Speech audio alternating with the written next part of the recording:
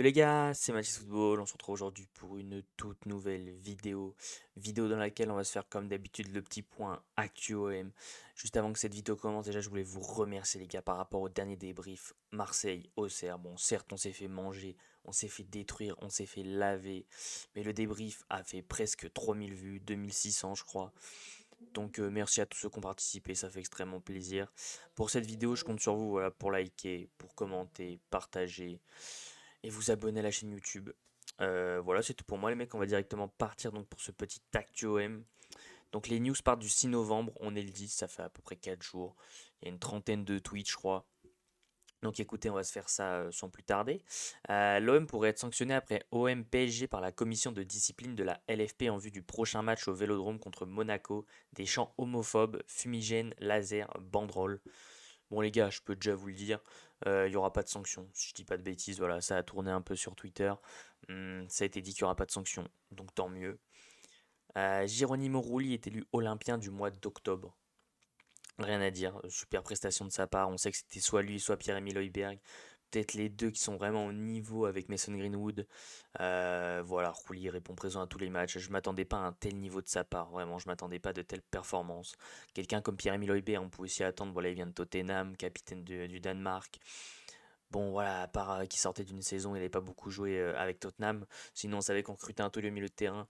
Pareil pour Rulli, il s'est blessé l'année dernière, donc il a quasi pas joué avec l'Ajax. Mais je m'attendais pas à le voir arriver comme ça, et puis c'est totalement mérité d'être encore une fois pour la deuxième fois d'affilée, je crois, élu Olympien du mois d'octobre. C'est limite presque un peu inquiétant que ce soit le gardien qui soit élu.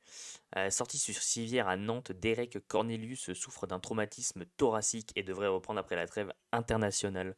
Ouais, mauvaise nouvelle sans mauvaise nouvelle quand même, parce que Cornelius, c'est peut-être le meilleur défenseur central de l'OM à l'heure actuelle, si on enlève bien évidemment Mbemba qui lui n'est même pas dans le groupe ou dans l'équipe, et Balerdi qui pourrait être son concurrent direct mais qui n'est pas bon vraiment depuis le début de saison, il est catastrophique. Et je pense vraiment que Cornelius c'est vraiment le meilleur défenseur. Parce que bon, on a essayé Kondogbia, c'est pas un défenseur, on a essayé Brassier, il s'est encore trouvé face à Auxerre. Donc ouais, c'est dommage. Après, on espère qu'il va vite revenir. Parce qu'en plus, il venait seulement de rentrer en jeu face à Nantes et il s'est très vite blessé. Donc c'est vraiment dommage. C'est Ali Zarak qui a poussé pour le recrutement de Robinho Vaz pour 200 000 euros. Depuis, l'attaquant de 17 ans ne cesse d'épater. L'OM, d'abord sceptique, le considère dorénavant comme une de ses grandes promesses. C'est vrai qu'avec la réserve ou les jeunes, je crois que c'est avec la réserve qui joue, il est très très bon. Franchement, Robinho Vaz, on sait qu'on a été le chercher à Sochaux pour 200 000 euros. Ali Zarak, franchement, là-dessus, on peut pas lui en vouloir. Vraiment, super coup de sa part. Et puis voilà, à 17 ans, il a déjà fait un peu tout ce qu'il avait à faire en réserve. Ça voudrait le prêter sur le mercato hivernal à Aubagne ou à Martigues, si je dis pas de bêtises, pour aller potentiellement jouer en Ligue 2 et prendre un peu d'expérience. Mais très très bon coup là-dessus, rien à dire de Ali Zarak. Adrien Rabiot est convoqué par Didier Deschamps en équipe de France. Le retour de Rabiot en équipe de France. Bon, on s'y attendait les gars, la liste est sortie jeudi. Pas de surprise jusque-là, Rabiot c'était prévu qu'il soit reconvoqué avec l'équipe de France. Déclaration de Paul Lirola. Mason Greenwood est un super mec sur et en dehors du terrain. On s'entend très bien, il comprend mes mouvements et inversement, c'est très facile de jouer avec un joueur comme ça. Alors les mecs, au-delà de la déclaration, si je m'attendais à revoir une déclaration sous le maillot de l'OM de Paul Lirola, je serais pas en train de vous parler, je pense. Mais voilà, Paul Lirola qui est auteur d'un début de saison assez correct quand on voit ses dernières saisons avec bah, en haut, juste en haut Sampaoli. Puis après, il a totalement raison. Hein, Mason Greenwood, on sait quand même que c'est un très très grand joueur. Il comprend les mouvements et la même. Enfin bref, c'est sûr que quand c'est un joueur entre guillemets de classe mondiale au-dessus, même s'il lui manque un peu de choses quand même à Greenwood pour être un joueur de classe mondiale, c'est sûr que c'est facile de jouer avec ces mecs-là. Jorge Sampaoli est proche d'un accord avec Rennes parce que, comme je vous l'avais dit en plus dans le dernier Actuem, Julien Stéphan a été limogé donc du Stade Rennais. Ils sont encore à la recherche d'un entraîneur et Jorge Sampaoli, je tiens à le dire déjà pour les Rennais, ça serait une super piste, surtout quand on voit vraiment l'effectif Rennais. Jorge Sampaoli a très mal vécu son départ de l'OM et s'est rendu compte a posteriori qu'il aurait dû rester, d'où son envie de ce retour en France du côté de Rennes. C'est vrai que ouais, on comprend toujours pas forcément les raisons de son départ. On sait qu'il avait demandé des très très grands joueurs. Je crois qu'à l'époque, il avait demandé peut-être Cuadrado, il avait demandé Antoine Griezmann, Memphis Depay. Il avait demandé des très très grands joueurs. Et apparemment, il s'entendait pas avec la direction parce que pour lui, on pouvait pas rivaliser avec le Paris Saint-Germain, donc il est parti. Et finalement, il a très mal vécu ce départ parce que depuis qu'il est parti de l'OM, où il avait fait une super saison, un demi-finale de Conference League, il accroche la deuxième place. Ouais, c'est ça, il accroche la deuxième place. avait fait une bonne saison dans l'ensemble. Il a décidé de partir, donc c'est vraiment dommage quand on y repense, sachant qu'en plus après il a foiré, hein, Séville, Flamengo, bon, il n'y a rien qui s'est bien passé pour lui. Après un retour en France du côté de Rennes, comme je le dis, ça serait une très bonne chose pour lui. Quentin Merlin est convoqué par Gérald Batic en équipe de France Espoir. Donc ça les gars, je vais pas. Déjà ça m'énerve parce qu'à peine revenu de blessure, le mec tu le reprends, donc ça m'énerve au plus haut point. Sachant qu'en plus c'est avec toi qui s'est pété. Il arrive même pas à aligner les 90 minutes avec son club et toi tu veux l'appeler. Et tu vas le faire jouer 90 minutes, c'est sûr. Enfin bref, mais de toute façon, il y a une autre nouvelle, les gars, qui est un peu mieux en haut. Après, on verra comment ça se passe. Déclaration de Roberto De Zerbi. Neil Maupay est en forme en ce moment, mais je n'ai aucun doute sur Eli Wahi. Je reste amoureux du joueur, de ses qualités. Il a fait un très bon match à Montpellier et en fera plein d'autres. C'est clair que oui. Eli Wahi a fait un bon match face à son ancien club, comme beaucoup de joueurs face à leur ancien club. Ils font souvent des bons matchs. Après, Neil Maupay sortait d'une belle prestation face à Nantes, donc c'était la logique idéale, hein, de le remettre face à Auxerre. Ça n'a pas fonctionné. De toute façon, toute l'équipe s'est chiée dessus face à Auxerre en prenant 3 à la mi-temps. Et Eli qui rentre en seconde période n'a rien changé du tout. Donc je pense que dans tous les cas, c'est pas les deux attaquants, c'est toute l'équipe. Il va falloir se bouger à domicile surtout. Alors ça les gars, c'est une fake news si j'ai bien compris. La venue de Samir Nasri à Rennes en tant qu'adjoint de Jorge Sampaoli est à l'étude. Apparemment c'est complètement faux.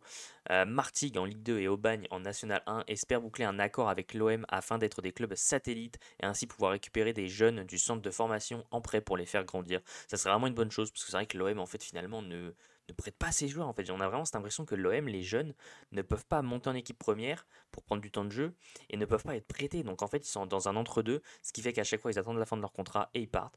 Là, ça permettrait de leur faire prendre de l'expérience, comme je l'ai dit tout à l'heure avec Robinho Vaz, mais même des mecs comme Sternal, Bacola, Gaël Lafont. Il y a plein de jeunes joueurs, franchement, qui pourraient potentiellement jouer à Martigues en Ligue 2, ils prendraient de l'expérience et ils pourraient postuler à une place en équipe première. Et bon, j'espère que ça se fera.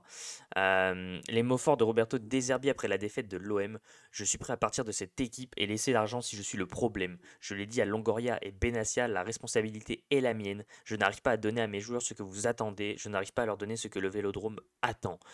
Je pense qu'il déclare ça un peu pour faire un électrochoc. Je pense vraiment que De Zerbi dit ça pour leur faire avoir un électrochoc. Parce qu'il partira pas, j'en doute pas. Après, on sait que c'est quelqu'un, je pense, qui ressemble beaucoup à Bielsa, à Tudor. S'il n'arrive pas à mettre son idée en place, il prendra pas la peine de rester pour changer de jeu ou quoi que ce soit. Donc j'espère vraiment que les mecs vont se bouger parce que je veux pas perdre un entraîneur comme Roberto De Zerbi, les mecs. L'OM est malade à domicile. Les 3 dernières rencontres au Vélodrome. Perdu 3-1 face à Auxerre, 3-0 face à Paris et un partout face à Angers, la 16e équipe de Ligue 1 à domicile. C'est une honte quand on voit à l'extérieur qu'on est premier ou deuxième, mais je crois qu'on est premier, et être 16e à domicile, c'est une anomalie en fait, c'est pas normal. T'as pas le droit de te chier dessus devant tes supporters qui viennent avec un nombre incalculable, qui dépensent des sommes juste folles pour faire les déplacements, pour tout en fait.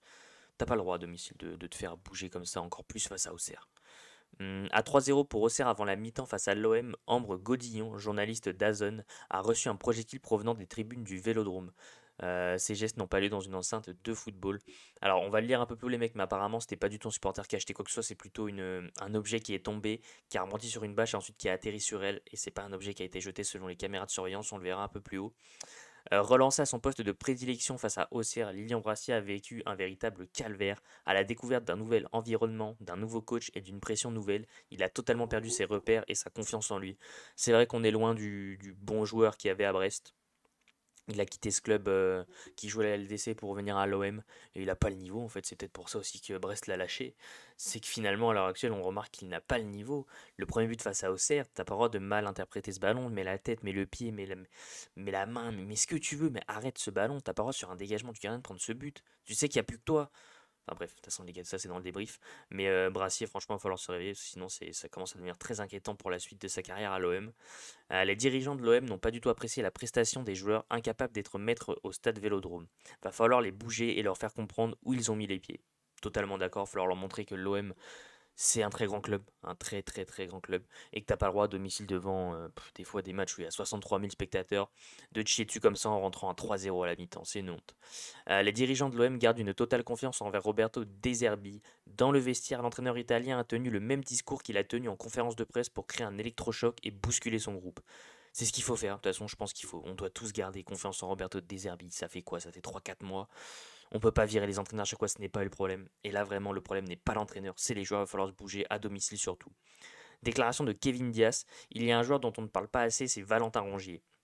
Je le titularise tous les jours, il doit jouer en complément de Rabiot et Højbjerg, trois milieux qui vont permettre de consolider la défense qui est en grande difficulté. Pourquoi pas, quand on voit que ouais, il a mis Luis Enrique en tant que milieu offensif sur le match face à Auxerre, quand on voit qu'Aminari était pas bon, Koné est pas bon, pourquoi pas essayer voilà un milieu Rabiot Højbjerg et un mec comme Valentin Rongier, mec qui travaille dans l'ombre, qui sont très très bons dans l'ombre et qui permettrait de solidifier cette défense qui est très très fébrile. Pourquoi pas, c'est une bonne idée dans le fond. Vu le secteur défensif en faillite, on ne sait pas si l'idée commence à germer à l'OM concernant Chancel Mbemba, mais il va falloir se pencher sur la question. La trêve laissera du temps pour cela avant d'aller à Lens, puis de recevoir Monaco. Franchement, les gars, je pense que Mbemba, c'est vraiment triste parce que quand on sait que c'est le meilleur défenseur marseillais, je pense qu'il s'est fini avec l'OM, il jouera plus, la direction voudra plus le remettre dans le groupe. Donc ça va de rester plus longtemps, hein. L'OM reste intéressé par un transfert de Kylian Sildila en vue du mercato d'hiver. C'est clair que de toute façon, avec Lirola et Murillo, c'est peut-être un peu juste côté droit. Là, on a un international français qui joue en Allemagne, qui est pas une pépite montante, mais qui est quand même un joueur qui est sur la bonne pente, on va dire. Pourquoi pas aller le chercher, 22 ans, international espoir français. Ça pourrait être que du positif. Ça pourrait être mieux que Paul Lirola. Les proches de Lilian Brassier, Quentin Merlin et Geronimo Rulli ont été appréhendés violemment après OM Ajax par des supporters à côté de leur loge. Ça, par contre, les mecs, c'est honteux. Voilà, il n'y a aucun rapport entre la famille et les joueurs. Il n'y a aucune raison d'aller voir la famille et de s'en prendre à eux, vraiment. C'est ignoble. C'est pas des supporters ceux qui ont fait ça. Et Roberto De Zerbi aux joueurs après la défaite contre Auxerre. Vous m'avez humilié, vous avez humilié notre club devant notre public, vous avez manqué de... On va pas dire le mot, mais il a totalement raison. Ils l'ont humilié lui, en le faisant passer pour un entraîneur vraiment mauvais, en prenant 2 fois 3-0 à la mi-temps. Ils ont humilié le club, le blason, la ville, devant notre propre public. Et vraiment, on sent que cet OM manque de caractère. Il a totalement raison. Roberto De Zerbi à Leonardo Balerdi après OM Ajax ce vendredi. Tu manques de... Encore une fois, les mecs, je vous laisse la suite, hein, vous la connaissez. Pareil, il a raison. Franchement, Balerdi, pourtant, on le sait que c'est un guerrier, on sait que c'est un mec. Il va aller au charbon pour toi, il va tout donner, il va pas se laisser marcher dessus. Elle est où cette rage qu'on avait la saison dernière avec Balerdi? Elle est plus présente. Balerdi, en fait, même si tu fais des erreurs, je t'en voudrais pas. Mais montre-nous que t'es à 100%, que tu te la donnes pour le maillot, que t'es là pour le blason, que tu lâches rien. Des erreurs, t'en feras. T'en as fait plein déjà, de toute façon, c'est trop tard, t'en as déjà fait plein. Mais tu peux en faire d'autres, ça arrivera à tout le monde de faire des erreurs. Mais quand tu fais des erreurs et qu'en plus t'es mauvais, on peut pas te rattraper. Mais si tu fais des erreurs et que t'es bon, il y aura pas de souci, Balerdi. Donne-toi à 100% pour ce maillot. On sait que t'en es capable, mec. Je veux voir Balerdi réussir avec le rôle de capitaine, vraiment, je veux le voir. Les joueurs reprendront l'entraînement mercredi. Quentin Merlin est blessé et déclare forfait pour le rassemblement de l'équipe de France Espoir. Alors ça les mecs, à voir si c'est une fake news qui fait que du coup il ira pas au rassemblement parce que l'OM en a marre. Peut-être. Ça c'est une hypothèse que je me suis faite. Parce que comme par hasard ça dit qu'il est blessé. Ou alors il est vraiment encore blessé puis c'est vraiment relou. On verra ce qui se passe dans les jours à venir. Déclaration de Florian Thauvin sur un retour en Ligue 1. Rejoindre un club rival de l'OM, je ne le ferai pas. C'est avoir du respect pour l'Olympique de Marseille, mais aussi pour moi et ce que j'y ai fait. C'est clair, c'est le prime de sa carrière, il est à l'OM, avec des stats ahurissantes. On sait que Lyon l'avait approché, il n'y a pas été. Franchement, merci Florian Thauvin, merci de respecter le grand club qu'est l'Olympique de Marseille. Et enfin, on termine avec comment s'appellent les mecs, excusez-moi. J'ai plus le prénom, les gars, vraiment désolé.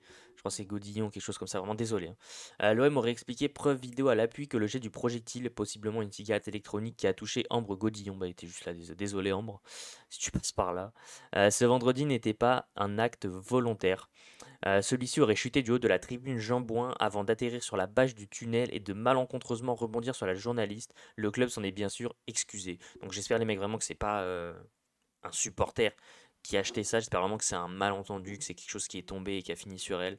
En tout cas, bon rétablissement. Bon, ça avait l'air d'aller bien quand même à la fin du match. C'était plus, voilà, je pense elle avait du mal à s'en remettre, je pense quand même, ce qui est normal. Voilà, mais on espère que tout le monde va bien et que elle continuera à aller au Vélodrome, qu'elle sera pas traumatisée par cette expérience. Bon les mecs, c'était tout pour ce petit Actu OM. Comme d'habitude, le petit like pour le référencement, ça fait toujours extrêmement plaisir. N'oubliez pas de vous abonner en activant la cloche des notifications pour ne rien louper sur la chaîne YouTube. À commenter en me donnant votre avis sur toutes les infos qui ont pu vous plaire ou vous déplaire durant cette vidéo. Je vous invite à me suivre sur tous mes réseaux qui sont dans la description, les mecs. Vraiment, venez me suivre, ça fait extrêmement plaisir. On continue de supporter le plus grand club de France, l'Olympique de Marseille. Balerdi, réveille-toi ou ça va mal finir. Sur ce, c'était Mathis Football. Ciao l'équipe.